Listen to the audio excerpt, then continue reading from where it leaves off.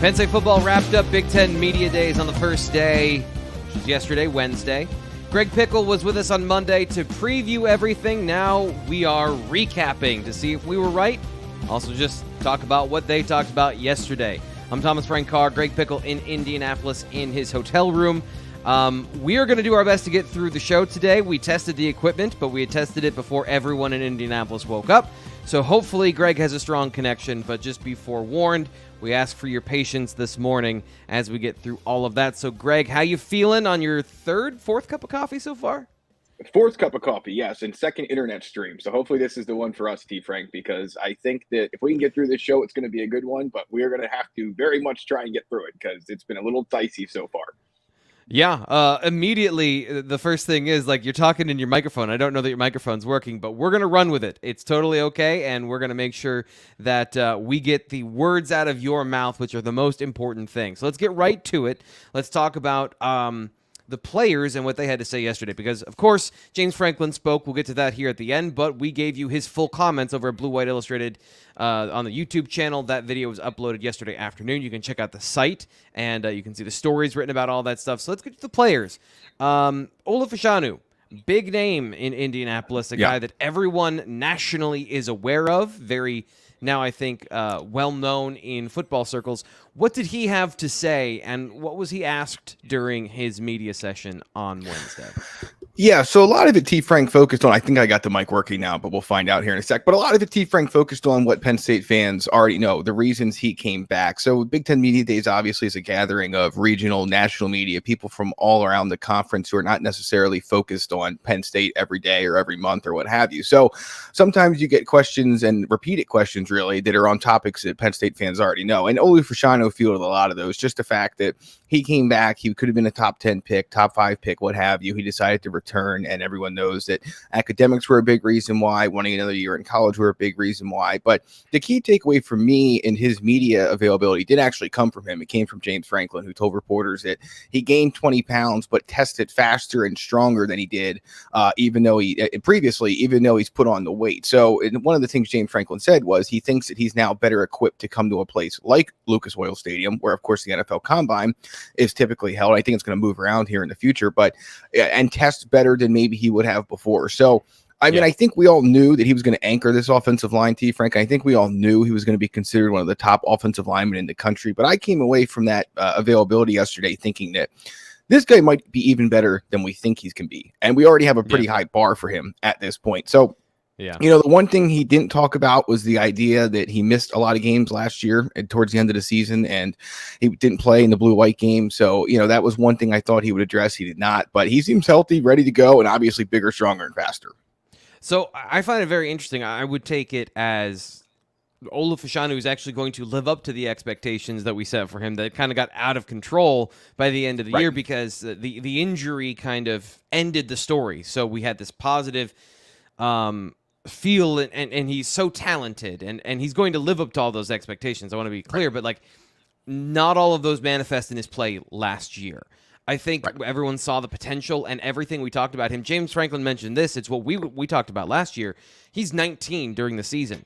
There are very few 20-year-old offensive linemen in the NFL that succeed in their first couple of years. It takes you time to physically develop. So doing that stuff this offseason at Penn State and projecting into the NFL, I just think that this is a better path for him in general. I think that it's a very wise move by him and his family.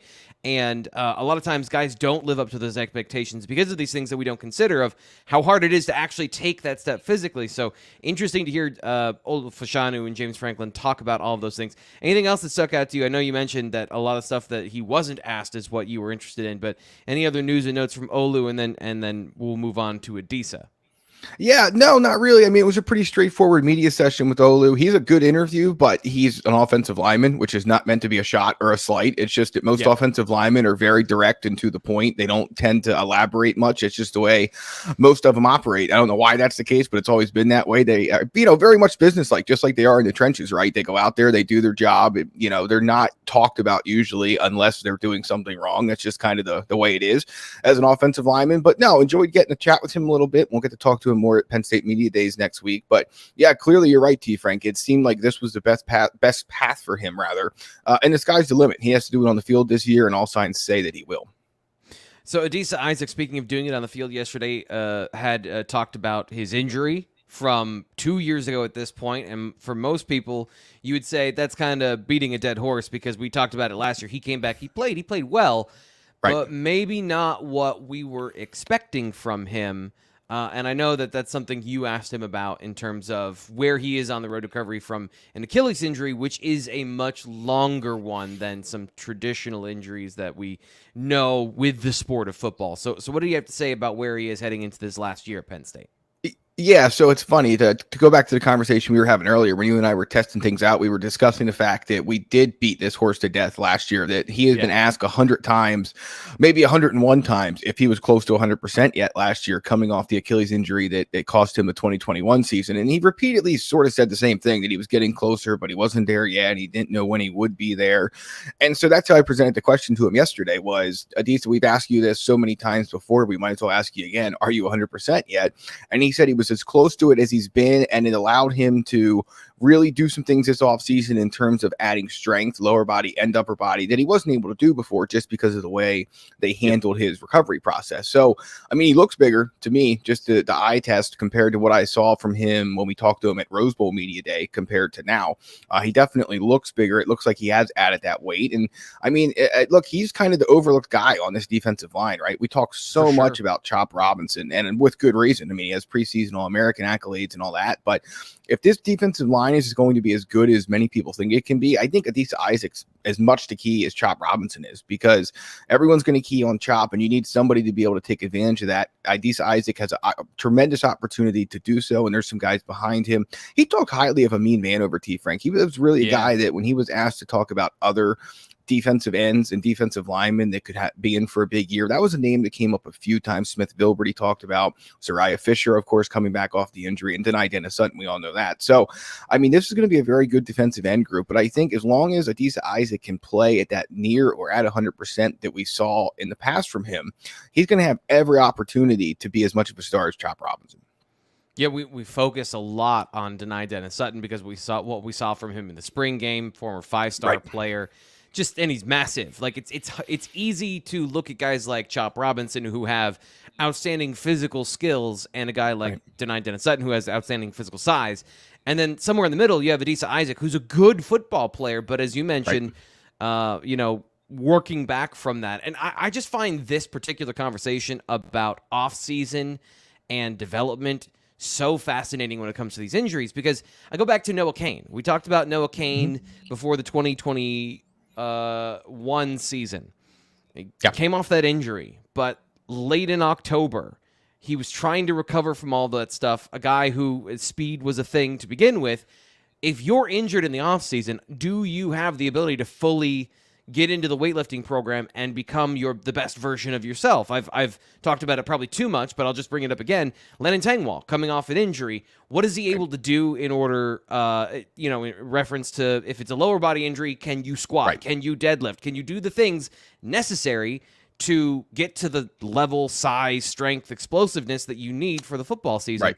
And I don't think that we account for that enough when we talk about projecting a guy having a great season, or coming back from an injury, or what we should expect from that player. And with Adisa this year, he has that opportunity, as James Franklin talked about, to play over 250 pounds because he's had the ability to lift, because he had, another year removed from the injury. It's all tied together. And I think I find that particular conversation both very murky, and I just asked the same question repeatedly, but also fascinating because it's a huge undercurrent in football when these guys are not professionals that are not rehabbing every single day for 6 hours because they've got school and all the other things going on with them. Adisa also mentioned the defensive tackle rotation, the guys next to him on the interior. What did he have to say about that when asked? Yeah, I mean, he feels good about it, but he made a good point. I know I'm going to give you the podium, or the platform rather, as soon as I get this set it up for you. But he mentioned the fact that camp is when they will find out who the leader of that room is going to be. And I thought that was interesting because, well, like I said, I'll give you the floor because I know you're ready to run with it. But A lot of guys might just make up an answer or just say, everybody or something like that. But he made a very valid point, and it's that you look at this defensive tackle group, you have plenty of options between Devon Ellies, Keziah Izzard, assuming he's good to go, which we expect, Jordan Vandenberg, Hakeem Beamon, and others. But until they get into camp, get the pads on and get going and really see who steps up, you can see a lot of stuff in spring practice. You can see a lot of stuff during summer workouts that are player led, of course. But until you get in the fire, I think that it's fair to say we just don't know, and they don't know who's going to lead this defensive tackle room. You could make a guess, but until they actually get out there and somebody steps up and does it, it's going to be hard to say. I'll let you run from there. Yeah, so I think there's two sides of leadership, right? And without getting into specifics, not sure if he's talking about who's the vocal leader, who's like telling everyone what to do, how to, being the coach among the players, and then there's the physical leadership of being the top guy in the rotation. And I do think it is telling that there isn't anybody yet, because if there's one thing that has been a common thread of these veteran defensive tackles with Hakeem Beamon, Keziah Izzard, it's been their unavailability over the last couple of years, and the lack of stability, and how PJ Mustipher was the guy that was always leaned on. We never mentioned another defensive tackle. We never mentioned another group of players that were a part of this. Okay, we can count on X. It was always like there's 6 guys, and they all have different levels of talent, but they're all good levels of talent. Who's going to break out? And traditionally, if you think way back, that's what training camp was for, to figure this stuff out. But football's so hyper competitive now, and for this team heading into college football, I know that when we were talking, you said, well, that's a problem. They don't have this solved before going into camp. It is, but it's also an opportunity during camp to solve it, as Adisa talked about in his answer.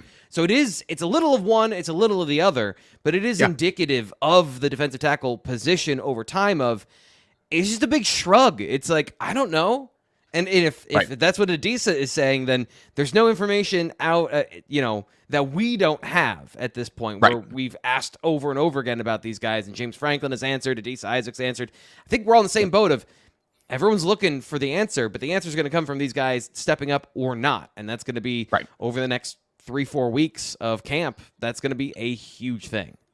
Yeah, I would even make the argument, T. Frank, that we may not know until middle of September, end of September. I mean, when you look at what West Virginia is going to do, I don't think Penn State's going to need a tremendous defensive tackle play to beat them. Definitely not going to need it to take on Delaware in week 2. I think they'll be okay if they just didn't play any defensive linemen. So you get into that game at Illinois, though, that could be a spot where you need your defensive line and specifically your defensive tackles to step up. So it could take a little while until we see what exactly they have there. I think we could we'll get a glimpse of it, obviously, in the first 2 weeks, but I'm just not convinced that we're going to need to see them play at the highest level they have to play at in either of those games. So I think that Illinois game could be really telling about what that position group is going to offer this year. Yeah, I'll be interested to see what West Virginia does, because traditionally they use some schemes that Penn State isn't, that I don't think are super prevalent all the time in the Big Ten. There's a lot of traditional looks and fronts and things from Big Ten teams. So I'll be interested to see how they do react to that out of the gates, the West Virginia offensive line, and what they do from both a talent and schematic standpoint, because that will be, I guess it depends on how the game goes, right? Does the offense put up 30 points, and does it matter? Are they on track to outscore the opponent, or do they have to rely on the defense of the running game and play a little bit closer of a game in week 1? It's we're now talking about the real stuff, Greg. We have tangible things to talk about because the season is almost a month away. Pretty exciting stuff. Yes. Keaton Ellis, last one. State College's own Keaton Ellis, very quiet player. Underrated thing. I brought this up. The story of the safety position over the course of this offseason has really changed in my mind. And we talked about the talent and the depth. 4 players that can start and play in a rotation. They are talented, but the loss of Tig Brown and his ability to get his hands on the football is a real thing. Making plays, being a playmaker. Being the captain and being the guy, Keaton Ellis, at that position this year, that's been something that's crystallized over the last couple of months that we've talked about this position. What did he say about that? Now's his time to step up and be the guy at the position. Yeah, he was asked if being a captain changed his approach at all, and he was honest. He said, no, not really, which it shouldn't. I mean, he said he's more vocal this offseason, which makes sense considering he's in a leadership role now, but otherwise he's preparing as he usually has. But, the quote, again, kind of back to the Olu thing, the big takeaway for me with Keaton Ellis didn't come from Keaton Ellis. It came from James Franklin. The quote was, this spring he really started out as a playmaker who could play wide receiver, defensive back, and although he's had a ton of success and play a lot of games, that playmaking is not what we thought it was going to be the first couple of years. This spring, I saw that playmaking from him, those skills that he had as a wide receiver in high school. I saw that coming back. I saw him fast and making plays. That was a very blunt assessment from James Franklin. And that thing, I think, tells you everything you need to know. Keaton Ellis was a starter last year, and he does not get talked about like a starter last year. And I think there's a reason for that. You just said it. Well, number one, he was overshadowed by Jair Brown and everything he did. But number two, he just was a very quiet player. But if he is making, James Franklin, the other thing he said was that the ball just found him this spring. Guess who he said that about last year? Kalen King. Guess who had 22 pass breakups or whatever it was last year? Kalen King. So I'm not saying Keaton Ellis is going to have that kind of year, but when you listen to James Franklin talk about guys a certain way over the last 10 years, you can kind of sometimes tell what he's trying to hint at what could be coming. And I thought he was hinting that Keaton Ellis is ready for a breakout year, which is weird to say for a guy that has been in this program as long as he has, but started as a cornerback, moved to safety, has adjusted to that position, and they named him a captain. They said the balls found him in spring. So I think that no one's going to replace Jair Brown, but you have to somehow replace the production, the numbers, at least the tackles, the things like that. And I think Keaton Ellis is in line to do it. And the question just becomes who's going to play beside him. Yeah, and to me, that also answers my question of who's going to play where, and are they going to use Keaton Ellis in the same way that they used Tig Brown, where he played both positions, he played situationally, he played on third down. I don't know that Keaton Ellis is going to play all of that stuff that Tig did, but it does sound like if they're talking about he's making plays, the ball is finding him, he's going to be in that boundary position. He's not going to be just in the field where predominantly he spent his time last year. Everyone plays both positions, but it's about the percentages of what you're doing out there, and I think that is very important to the conversation at safety because it does lend you to making more plays if you're around the line of scrimmage, if you're around the tackle box, if you have the opportunity to play in man coverage at times against tight ends and things like that. You're going to have more opportunities to make plays on the football. And if that's what James Franklin is talking about, to me, that's an indicator. I am expecting to see him a little bit more at both positions. So finally getting some answers. Or at least we think we're getting some answers about the upcoming season from Media Days. That's one step closer, once again, to talking about real football happening on the football field. If you've got any questions for Greg or myself about Media Day, what he saw, our interpretation of some of these conversations, we're going to be talking about what James Franklin had to say coming up in just a little bit. But get your questions in the live chat. Wide open today. So if you want to be a part of the show, you want to be the star of the show, we haven't done a big BWI mailbag yet, so if you want to throw some questions in there, we get enough of them, we'll do a mailbag at the end of the show. But, put your questions in at any point, and we'll be talking to you as well. And we're going to talk about James Franklin and his comments after this. Are you a company that is passionate about athletics and wants to tap into the Penn State sports community? Maybe you're a community organization in State College, Center County, Pennsylvania, or even planet Earth. Are you interested in growing your brand and leveraging our YouTube and podcast platform? Or are you just a person that has some money to spend? If you're any of those things, or something I didn't bring up just now, consider advertising on the Blue White Illustrated YouTube show. We have a dedicated and passionate audience that is just waiting to hear from you. Through me, talking about your business on the show. That's how we do it. So if that sounds like something you're interested in, email Michelle DeLee Hamilton at michelle@comanpub.com. That's michelle@comanpub.com. We're waiting to hear from you. Through me, talking about you. Again, that's how we do it. So, Greg, James Franklin spoke for 45 minutes yesterday, talking to reporters, as you mentioned, locally, nationally, internationally, sub-internationally, intranationally. A lot of people stopped by to ask James Franklin a wide variety of questions. That's right. Where do you want to start in terms of what stuck out to you about his comments, the things that were meaningful to Penn State fans. Where do you think we should start? Quarterbacks? Does that sound like something people might want to talk about? Sure. Yeah. We can go through his non-answer once again. Yeah. So look, they're starting camp with a competition. Of course, everyone expects Drew Aller to be the guy. But if we thought, one of the things we talked about on last week's show was that, or earlier this week's show rather, is that if you thought James Franklin was going to come to Indianapolis and name a starting quarterback, you were going to be disappointed because it was never going to happen. He believes in competition.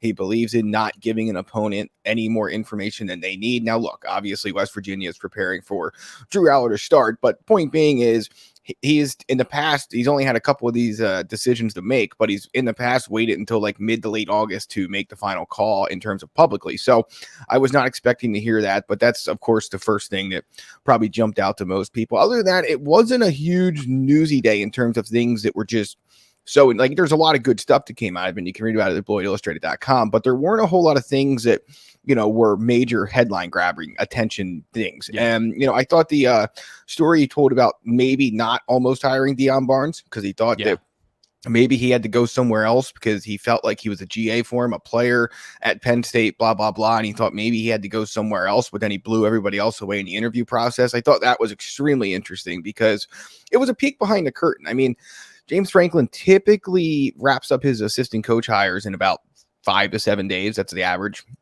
And, this one took 2 weeks and happened right before spring practice started. Now, obviously, John Scott Jr. left in late February, so the timing was not ideal. But I have no doubt in my mind they had numerous candidates for this job and people that were very interested in it from the NFL and from the college level who have done this before, both recruiting and also coaching. And, Deion Barnes had been a GA, but he had never been an on-field coach before. And James Franklin just became convinced that he was the right man for the job. And I think maybe the most important part of that conversation was that he said Manny Diaz was a big proponent of Deion Barnes. Yeah, and Manny Diaz obviously is not like James Franklin. He has not spent a lot of time around Deion Barnes. 8 months, I guess, over a year now, but when they were making that hire. So for him to feel that confident about that guy being on his defensive staff, I think says the world about Deion Barnes. And it says that James Franklin likely made the right decision. Penn State's doing very well in the recruiting trail with defensive linemen.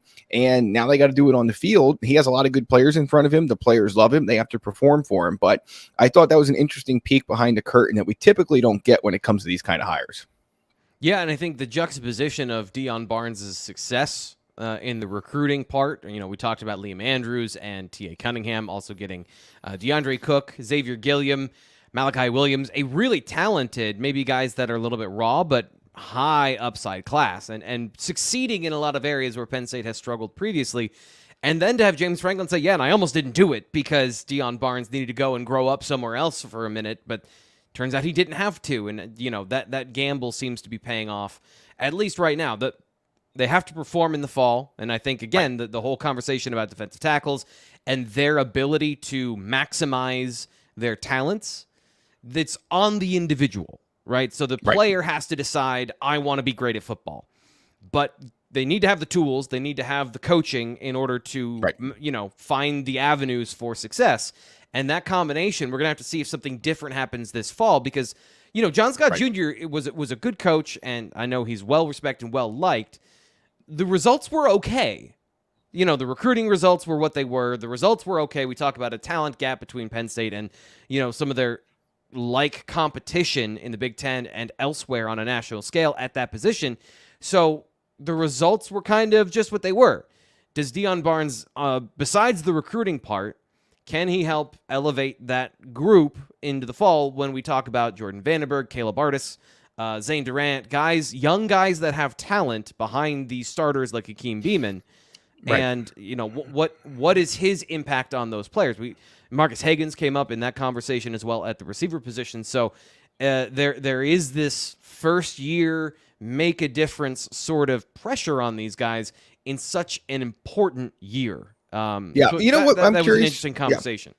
It is. You know what I'm curious? I'm just thinking about it as you talk there, but we'll have Penn State Media Day coming up here in a couple weeks, and we'll get to talk to the assistant coaches. One thing I wonder about is with Torrance Brown being on staff as a graduate assistant, obviously a former defensive end himself, does that give Deion Barnes more time to focus on the defensive tackles, or how do they handle that? Every coaching staff, and especially when you have a GA tied to your position, splits things up differently. I wonder how they're doing it. Yeah, that's a great point. Guys that have similar history too, playing with James Franklin, playing in a system similar to Manny Diaz's with Roof and Brent Pry. So yeah, that's a very interesting breakdown. Maybe they can make a difference there. This one, not as much of a conversation, but it was brought up several times to James Franklin in both of his press conferences. No Ohio State on the schedule. Right. Franklin didn't seem to be shedding a tear about that. Nor should he. Maybe the opposite of what people were expecting, giving Penn State's competition with Ohio State over the years. Yeah, I mean, look, I think it's very simple. Is why Ohio State doesn't want to play Penn State and Michigan every year. Michigan doesn't want to play Ohio State and Penn State every year. And Penn State shouldn't want to play Ohio State and Michigan every year. When you have three clear top teams in the Big Ten, which is what we have right now, of course they don't want to beat each other up on the way to getting to the Big Ten title game or the college football playoff. And that's especially true when we go to an expanded playoff. And so, I mean, I'm not sure. There was seemingly this drive by some of the reporters here to get James Franklin to complain about not playing Ohio State and Michigan every year, or I'm not sure what anyone was hoping to gain in that conversation, because I mean, he was pretty blunt. He was like, they asked him about not having Ohio State as a protected rival. And he said, well, I don't really look at them that way. Like they're a team that was very good, that we've played a lot of good competitive games with, but he's like, I don't know if I don't look at it that way. I think I don't think I would describe it the way you did when he was asked about Ohio State and protected rival in the same sentence. And I agree with him. I mean, he made a good point then too about Pitt. He said, when I got here, everyone was talking about this Pitt rivalry and so on and so forth. He's like, most of the players on that team had never seen a Penn State game before. In fact, I'd be willing to wager almost all of them haven't. And he was kind of saying that everyone was so pumped up about that being a rivalry, but to the current day and age, it was back in the day and when those two teams played each other a lot, but they hadn't played in years prior to that series that concluded in 16 or so, whatever it was. So an interesting conversation, but they don't have a protected rival. I asked Pat Kraft about that on Tuesday. He just basically said that the Big Ten, they don't dictate the schedule to the Big Ten. The Big Ten dictates it to them. And I'm sure they gave an opinion. He didn't say the part of the question I wanted to know was, did they submit one? Like, did they submit Ohio State or Rutgers or Maryland? And he didn't say, so we'll never know that answer. And I guess it doesn't really matter because it didn't work out that way anyway. But very interesting that came up repeatedly. And NIL pretty much dominated his breakout session. It's a no-win question for Franklin too, because consider the fact if he does say, yes, we are their rival, then every Ohio State and Michigan blogger, journalist, fan, national person is going to go, you're not their rival. They're each other's rival. That's clear history. Don't you know your history? Blah, blah, blah. And look at Penn State trying to get in on this. And it's like, that's not a winning answer. And to say we're happy that we're not playing them makes it sound like Penn State doesn't want to play the best. And his point was everyone wants to get to the college football playoff. The Big Ten should be trying to get as many teams as possible into the college football playoff, and that means not smashing your G.I. Joe figures together and breaking them before you get there. Don't do this every year. This has been a huge problem for Penn State and for Michigan, and just in general for the Big Ten, that they only get one team in. And it's the realistic part of the answer where everyone wants to talk about these emotional grab bags of they're the rival, close games, blah, blah, blah. A little closer to home. Special teams came up, and I don't know that James Franklin really had much of an answer here, but what did he say about the kicking competition?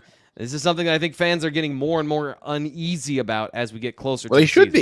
They should be. And that's not a slight at any of the guys on the roster, but you go into a season with arguably, everyone thinks the offense is going to be high flying. Everyone thinks the defense is going to be stout and maybe even better than a year ago. What can undo both of those things? Bad special teams, fumbled punts, bad punts, kickoff returns that end up, instead of being a touchback, they end up getting tackled at the 5, missed field goals, missed extra points. I mean, Penn State has two scholarship kickers now and two punters battling it out. So James Franklin said they brought guys in this offseason. He's talking about Alex Felkins, the kicker, and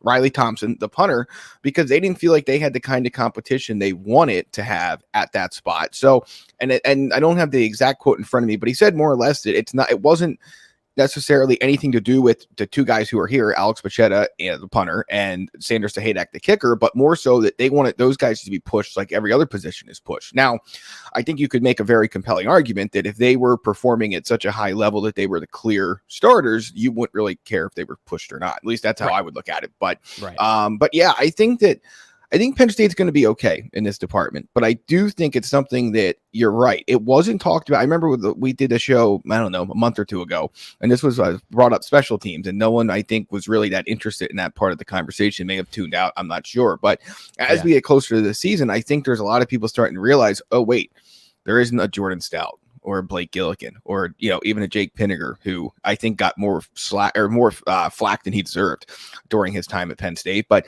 yeah, so I mean, they're still competing. I mean, Tyler Duzansky is going to be the long snapper. I think we can say that definitively. And if not, Sean Fitz will talk it into existence. But other than that, they have things to figure out at pretty much every special team spot, and they'll be fine covering kicks and punts. I have no doubt about that. But when it comes to actually doing the job of kickoffs, placement kicking, and punting, they still got to figure it out.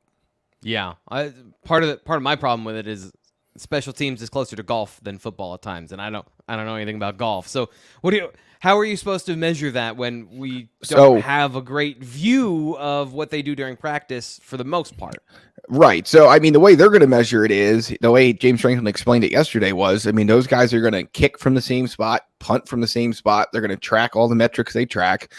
And whoever does the best in those metrics is going to get the job. And so though, I guess the way he was explaining it is that it's a little bit more straightforward than, is this guy the number 3 receiver, or is this guy the number 4 receiver? Like, there's things you can track there, but there's a lot of different variables. Whereas obviously with punting, can you put the ball inside the opponent's 20 without kicking it into the end zone?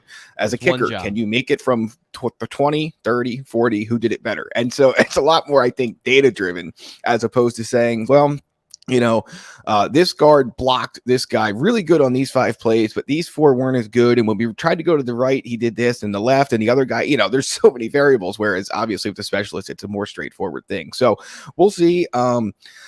Again, I don't know if that's something that they have to decide right away, because again, you're going to be a 3-score favorite, if not 4, against West Virginia. You're going to be a 45 or 50-point favorite against Delaware. So you have some time to figure things out in game action, which I think is a good thing, because that's might be what they need on special teams. Yeah, but if you're scoring that many points, as Lambda points out here in the chat, don't need a punter if you score every possession. So you might not be punting a whole lot in those games if you're scoring touchdowns. That's in 2 games. That's why you get to reserve some work, T. Frank, because it may come down to you need to punt. It's good for everyone. Yeah.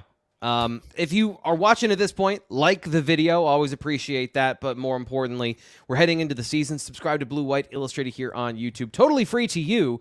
And then if you enable notifications, you'll know every time that we go live, we post a video, we post a highlight clip, or if we've got breaking news content, all that stuff coming up to you this fall, pre and post game as well. We'll be doing a live pregame show with Seven Mountains Media, local radio station here in State College. We're going to be live outside of Beaver Stadium for home games. We are going to be live in studio for away games, providing you 90 minutes of content and entertainment, getting you ready for the game. Aeneas Hawkins, former Penn State defensive tackle, is going to be joining me on that show, so join us for that. And then, of course, the live post-game coverage coming up this fall. Just 2 of the nuggets that we're adding here for the fall lineup. We've already added KSN on BWI, the local Keystone Sports Network, Keystone Kickoff Show, which I do every Wednesday. We're going to be airing those here on YouTube as well. That's coming up tomorrow, by the way. So if you want to watch that show, that's coming up tomorrow, Friday. We're getting into the Better or Worse series I did for the website earlier this month. And of course, mentioning the website, subscribe to BlueWhiteIllustrated.com. Use promo code WEARE2023, and I'll put it up here for you right now on the YouTube channel. But if you're listening and you don't have the visual aid, it's capital We, capital R, 2023. Use that promo code for your first-time sign-up at BlueWhiteIllustrated.com. You'll get 25% off your subscription for an annual subscription to Blue White Illustrated. Super valuable. Last things we got to get into here. I know we've got some questions I want to get to in the chat, but James Franklin mentioned a lot of comparisons between 2022 and 2023 during his 15 minutes at the podium. Yeah. And then he came back and kind of followed up on that. I was very interested to hear him say 2022, they had a lot of guys that contributed Game 4 and made meaningful impact on the team. And that got me thinking, okay, I wonder who the guys are this year. And you can go through the freshman class, and really it was the freshman class that made a huge impact on the team late in the year. But he brought up Khalil Dinkins when speaking of that in the second media scrum. So do you have first off, what did he say about Dinkins, and who are some of the other guys that come to mind for you as players who can make an impact midway through the season that maybe just need time to develop? Yeah, so I think the thing with Khalil Dinkins is that, let's be honest, Penn State has used 3 tight ends, T. Frank, in a variety of ways during the Mike Yurcich era, and really for a good chunk of James Franklin's time here, as long as they've had the bodies. They got 2 in Theo Johnson, and Tyler Warren, and they're going to use a third. And I think Dinkins is someone, I mean, Franklin was asked directly about Dinkins, which is why he talked about him, but he gave a good answer and said that he's progressed and things like that. And we've heard some good things about him this offseason. So I believe the quote was, he's a guy you might see, like, we might be talking about more 4 or 5 games into the season than we are right now. And he said that about a few guys. And, you know, the thing about that is that I just, so I don't know. The answer that the whole thing was just a little bizarre. He was asked about what Nicholas Singleton and Abdul Carter have to do to have a better year 2 than year 1. And he launched into this whole thing about, you know, guys you might see in 4 games or 5 games. And I guess his whole point was he wants people behind those 2 to push them, whether it's Tony Rojas at linebacker, or obviously, you know, you have some other guys in that linebacker position, or whether it's Cam Wallace at running back and Katron Allen and Nick Singleton pushing each other. But yeah, I didn't really understand how we got to that point from that question. You can go watch it right here on the YouTube channel if you're listening on the YouTube State channel. But yeah, it was just interesting to me that how we got there. But yeah, I mean, I think that when you look at this roster, the good news is you might not need many of those guys to do it. And I think it's hard to predict who they're going to be, because look, Tony Rojas is obviously going to play, whether it starts on special teams and mixes into the defense, or if he's in the defense right away. I think it's pretty clear he's going to be used. King Mack's a guy we're going to see. There's no doubt about that. You know, we talk about tight end. Andrew Rapplier is a guy that's been talked about as maybe being an instant impact contributor, but we got to see what he does in summer camp first. So there's guys there, but I think I think it was easier last year. Like, you had a good feel for who the guys were. And, you know, I mean, and what he said, Abdul Carter was a good example of someone no one was talking about, but they were talking about him later, you know, September and October. And I'd make the argument that he was discussed. Maybe obviously his play caused him to be talked about more, but he was just talked about as a guy that could make an impact out of the gate. So, you know, we'll see. But I don't know if that completely answers your question, but I do think that, you know, it's, you know, you're trying to predict guys who you're going to be talking about. If you knew who they were, you'd be talking about them already. But I do think some of the names we rattled off there are on that list. Yeah, so that, I guess that was my point, and maybe I set it up the wrong way, but you got to the point of, where are the holes for these guys to fill? You know, we talk about defensive tackle, we talk about receiver. Carmelo Taylor, I don't think is a part of the conversation to make an impact at receiver, and really, like, he's already talking about 4 or 5 guys to make a true 2 deep at that position. Defensive tackle, there's not anybody you're going to target there. Ty Blanding, again, just one guy at the defensive tackle position, nobody coming in to disrupt the order. So then you're looking at, you've got enough linebackers that are starters right now, and so it's going to be about snap distribution with Tony Rojas. Maybe on special teams, I've been pegging Elliott Washington and Dakari Nelson as heat-seeking missile-type players. They're big, they're fast, they hit. Those are guys that could maybe do something on special teams. But when you got 4 safeties and you're wondering who's playing where, is Dakari Nelson going to make an impact there? And you know, Elliott Washington, I think that there's a path for him to be the 4th corner. But that's the 4th corner. That's not coming in and changing the lineup. Like, that's this. Now we're getting into if something happens. Speaking of something happening, we've got some interesting chat activity I want to get to in today's BWI mailbag.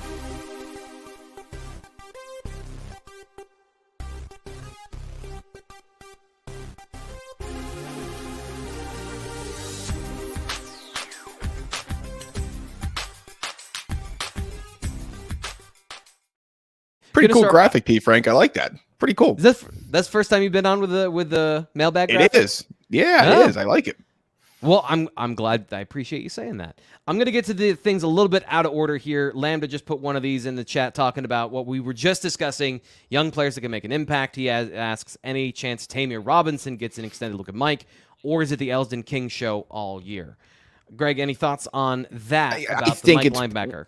Yeah, I mean, I'm curious. I'm assuming Tyler Elsdon will be back and ready to go for spring practice. But yeah, I would guess. Look, remember the rule change now. So you get 4 games for a red shirt and any postseason games. Yep. And if you play 4 games in the regular season, as we learned with Vega Ione last year and a couple other guys, like once you hit that bowl game, you couldn't play. You burned your red shirt. Well, they changed that rule. So you can play in the bowl game and play a 5th game and it doesn't burn your red shirt. So Tamir, speaking of, like we were just talking about a moment ago, some of these guys getting opportunities or some of these guys playing and, that we may be talking about more younger guys, freshmen, first years. Tamir Robinson, I'm sure is going to get his feet wet this year, but I'd be surprised if he overcomes King or Elsdon to get meaningful, significant, big game, big moment reps.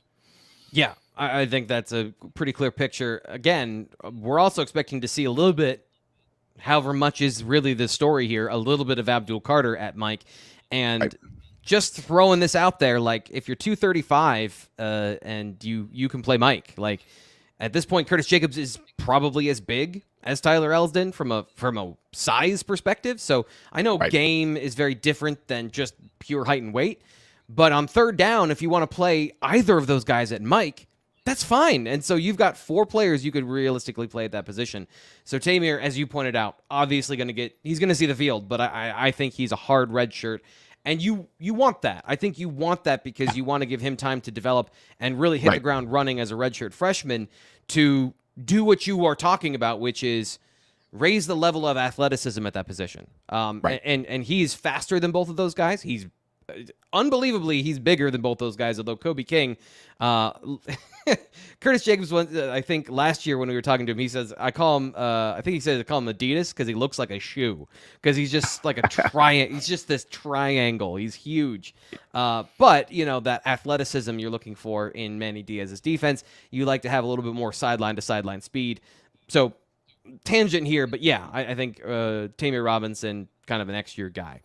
Stephen Light says, James made a point about toughness in one interview. Interesting. Well, I did not catch this. Do you remember what I didn't either. About? Yeah, no, I didn't either. Now, look, James Franklin didn't just do his 15-minute podium session and then 45-minute breakout. He also talked to numerous other national media members one-on-one. He was on the Andy Staples show on the On3 YouTube channel. He talked to a handful of other national media folks and recorded interviews. So, yeah, I'm not sure. Steve, I know you can get us on the board. Let us know, and we'll certainly track it down. But I didn't catch that either. The 2 either of 2 chances we had to talk to him yesterday. Kyle asks, and this one I think, again, we don't really have a great answer for. Do we have any more insight into Dante Cephas? I know Curtis said he was that guy here on the show. Kyle, appreciate you watching the show and being an avid viewer. If you want to go check it out, we had an exclusive interview live on the channel with Curtis Jacobs, Penn State linebacker. Have we heard anything about testing or summer workouts? I think that we've heard positive reviews, but the main thing that you and I, Greg, when we've had a chance to speak to people is that they don't know yet because they haven't seen him in meaningful snaps this year. Right. Yeah. So, I mean, you can obviously look at the production he had at Kent State and you can see the things that he did. And I'm sure when he got here, he tested and did all that kind of stuff. But, James Franklin was asked to assess the summer arrivals, and that includes transfers like Dante Cephas and also the underclassmen or the class of 2023 guys. And he was just basically like, look, we don't know until we get into camp because the strength, you can get good. And, you're getting reports from the strength staff, reports from other players who are working out with them. But I'm not saying it's meaningless because it's certainly not. All feedback and information is good. We know that James Franklin likes to get as much information as possible before making a decision. But at the same time, until you get him out there in the pads against what is going to be one of the best defenses in the country in all likelihood, I just think you're trying to get ahead of something that you're going to get an answer to soon enough. Yeah, I think they're always happy to not answer questions that they don't have to, especially if they can answer them better later. Josh asks, who are the punt and kick returners, part of the special teams conversation from earlier in the show.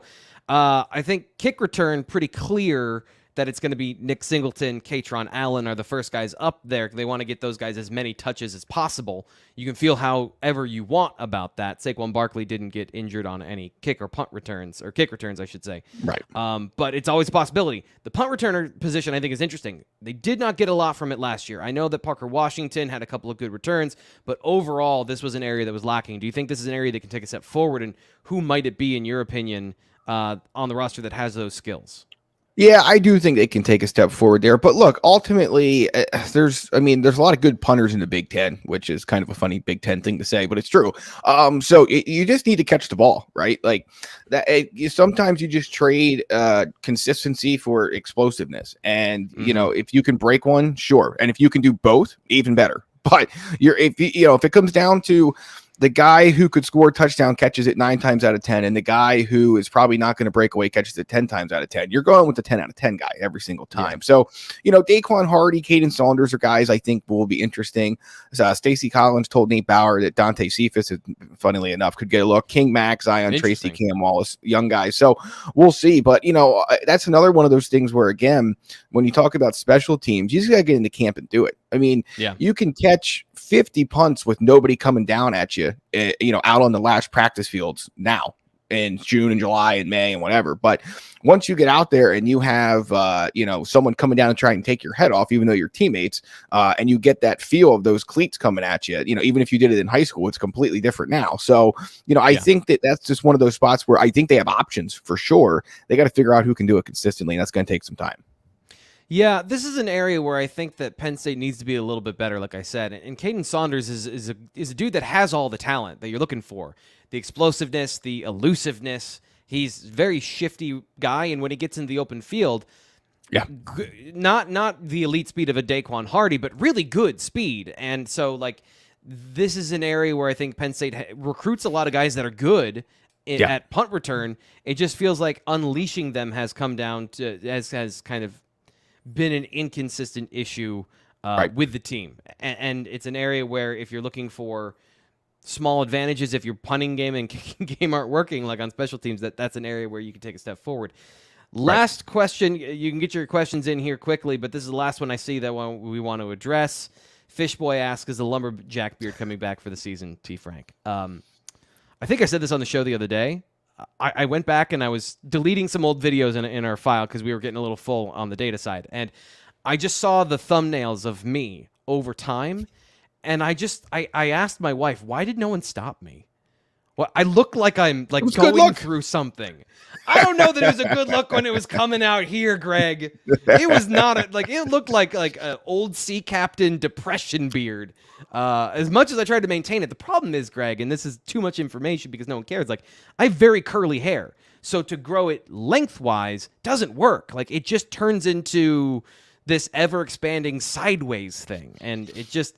As much as I appreciated everyone getting on with it and having fun with it with me, I did it once and that was enough. So I think what you see here is what you're going to get for the rest of the time. So all right, good to know. That answers that. Fishboy not happy with that answer. I'm sorry. If you every time you donate to the channel, I'll keep my beard another week longer. How about that? That way we'll have an incentive for it to happen, and there'll be a reason behind it other than T. Frank is going through an existential crisis, maybe, but not really. Wasn't That's right. A problem.